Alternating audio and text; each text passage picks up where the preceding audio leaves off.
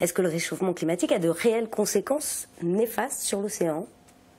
Alors, au niveau l'augmentation du niveau de la mer est une réalité.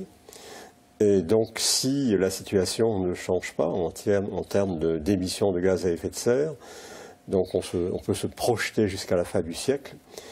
Il est clair que plusieurs de nos côtes sont susceptibles d'être submergées, y compris bien sûr pour nous le côté symbolique de l'île de Sein. Mais pas seulement, puisqu'il faut aussi penser au golfe du Morbihan, il faut aussi bien sûr au-delà penser à la Vendée, etc. Donc en fait c'est une réalité et qu'il faut voir sur le long terme. Bien sûr il y a d'autres conséquences au niveau en particulier des espèces marines, puisque le réchauffement induit un impact direct sur la biodiversité. Alors on le voit très bien au large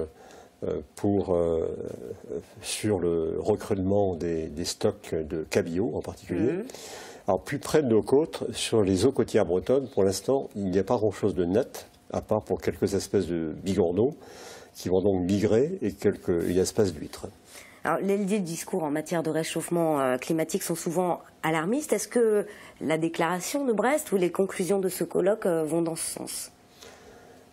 Ce que dit la déclaration de Brest, ce qu'a rappelé Jean-Pierre Caduzo tout à l'heure, c'est que la situation est sérieuse. Et ce que dit aussi cette déclaration, c'est que si l'on agit, donc il faut effectivement agir, nous sommes un petit peu dans la situation d'un pétrolier qui a une grande inertie. Et si on arrête le moteur, le pétrolier va continuer sur son aire. Donc plus tôt on arrêtera le moteur, dans le bon sens du terme, plus tôt on pourra modifier son aire. Donc dans ce sens, effectivement, il y a une urgence à agir. Agir à deux niveaux, je dirais. Au niveau des gouvernements, c'est bien sûr l'enjeu de la COP21, c'est un des enjeux de la COP21, mais agir aussi au niveau de nous, de chacune des personnes, des individus, des groupes. Et je pense qu'effectivement, c'est déjà lancé. La sensibilisation de nos concitoyens sur le problème du changement climatique et ses implications est déjà aujourd'hui une réalité.